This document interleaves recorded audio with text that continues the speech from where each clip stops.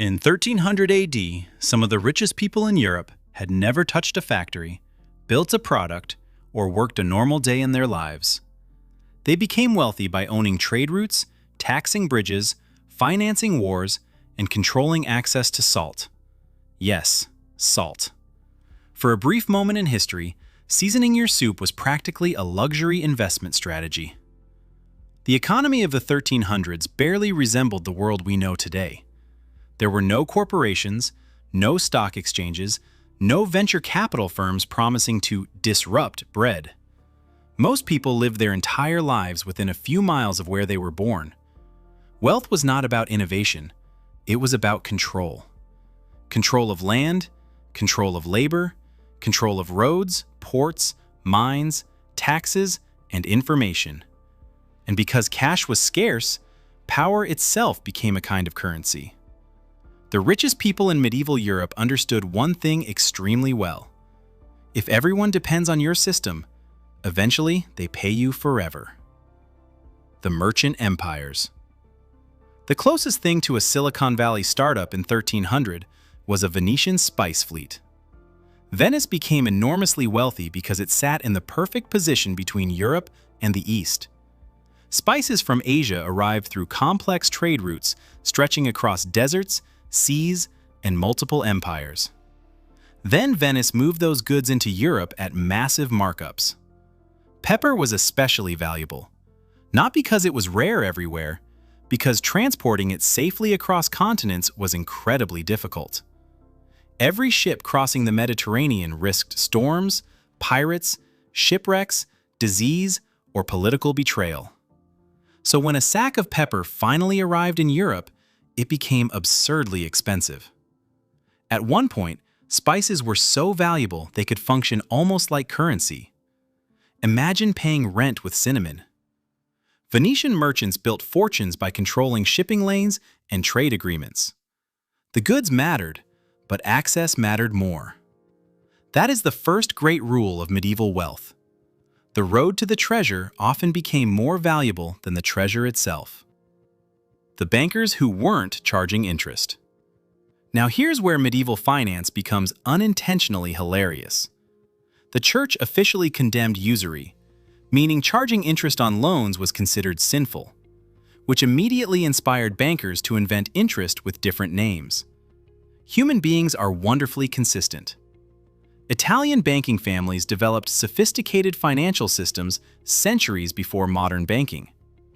Letters of credit allowed merchants to travel without carrying bags of gold across Europe, which was wise, because carrying gold through medieval Europe was basically announcing a treasure hunt. Bankers earned profits through exchange rates, transaction fees, delayed repayments, and administrative costs. Technically not interest. Functionally, very much interest. Families in Florence became incredibly wealthy financing kings, nobles, and trade expeditions. But there was one terrifying problem. If a king refused to repay a debt, there was not much you could do about it. You could not exactly send collections agents to arrest the monarchy. Several major banking families collapsed after royal defaults destroyed their finances overnight. Medieval banking revealed a timeless truth. If powerful people owe you money, you are either extremely important or in terrible danger. Land, the original passive income. In the 1300s, land was wealth, not metaphorically, literally. If you controlled enough land, entire villages worked inside your economic system.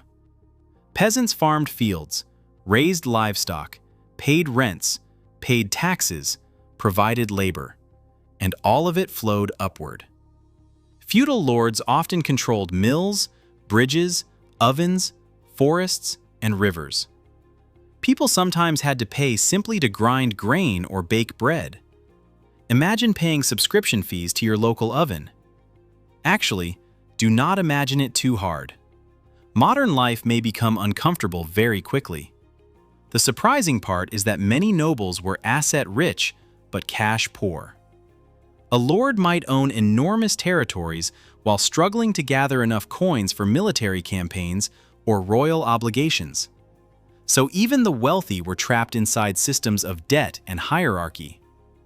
The medieval economy did not reward productivity nearly as much as ownership. And ownership lasted generations. That was the real power, not earning wealth, inheriting the machine that produced it. Wars in medieval Europe were catastrophes for ordinary people. But for certain merchants and nobles, they were business opportunities. Armies needed weapons, armor, food, horses, ships, metal, taxes. Someone supplied all of it, and those suppliers could become extraordinarily rich. Some rulers even borrowed heavily to finance wars, creating huge opportunities for bankers. Meanwhile, mercenary companies emerged as professional soldiers for hire. These groups fought for whoever paid them best. National loyalty was still developing. Money was already highly motivated. Taxation also expanded during wartime. Kings discovered that wars were expensive. Citizens discovered kings intended to share that experience with them. In some regions, private individuals bought the right to collect taxes on behalf of rulers, meaning wealthier elites profited directly from the population's suffering. The darker pattern becomes obvious very quickly. War concentrated money upward. It destroyed farms, towns, and lives, while enriching the people controlling logistics and finance behind the scenes. History has repeated this so many times, it almost feels automated. If you wanted to become a blacksmith, clothmaker, goldsmith, or mason in many medieval cities, you usually needed approval from a guild. Guilds controlled entire industries. They regulated quality, prices, training, production methods, who could enter the profession, and who absolutely could not. Officially, guilds protected standards. Unofficially, they were also excellent at limiting competition. A master craftsman inside a powerful guild could become extremely wealthy because outsiders were locked out. Some guilds even controlled city politics. In Florence, major guilds essentially ran the government. The strange contradiction was that guilds often resisted innovation. New techniques threatened existing profits. So if someone invented a faster production method, guild leaders might react less like excited investors and more like deeply offended landlords. The guild system understood something timeless. People love economic freedom until somebody cheaper appears nearby. Some medieval fortunes came from things buried underground. Silver mines created immense wealth because silver became coinage. The more silver a ruler controlled, the more money could circulate through the economy, which meant more soldiers, more trade, more political power. Mining regions became incredibly important. But silver was not the only resource that created fortunes. Salt may have been even more essential. Without refrigeration, salt preserved food through winter. Control the salt supply, and you controlled survival itself. Entire trade routes formed around it. Governments imposed taxes and monopolies on salt production because demand was constant. People could stop buying luxury cloth. They could not stop eating. The irony is almost perfect. Some medieval elites became rich not from glamorous treasures, but from preserving fish. History is less elegant than paintings suggest. One of the greatest advantages in the medieval world was simply knowing more than other people. Literacy was rare. Bookkeeping was specialized. International trade knowledge was secretive. If you could read contracts, calculate exchange rates, or understand distant markets, you possessed economic power. Merchants relied on private networks carrying information between cities. Prices, political changes, military conflicts, safe routes, royal debts. A trader receiving information weeks earlier than competitors could make a fortune. In many cases, the richest person in the room was not the strongest. It was the person with the best information, which sounds surprisingly modern for a world full of chainmail and plague carts. So, How did people become millionaires in 1300 AD? Not through invention alone, not through hard work alone, and definitely not through equal opportunity. They became wealthy by controlling systems, trade systems, land systems, financial systems, tax systems, resource systems, information systems. The medieval economy looked primitive on the surface, but underneath, it operated on principles that still feel familiar today.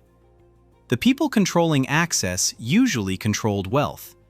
In 1300, that meant ports, mines, roads, and grain mills.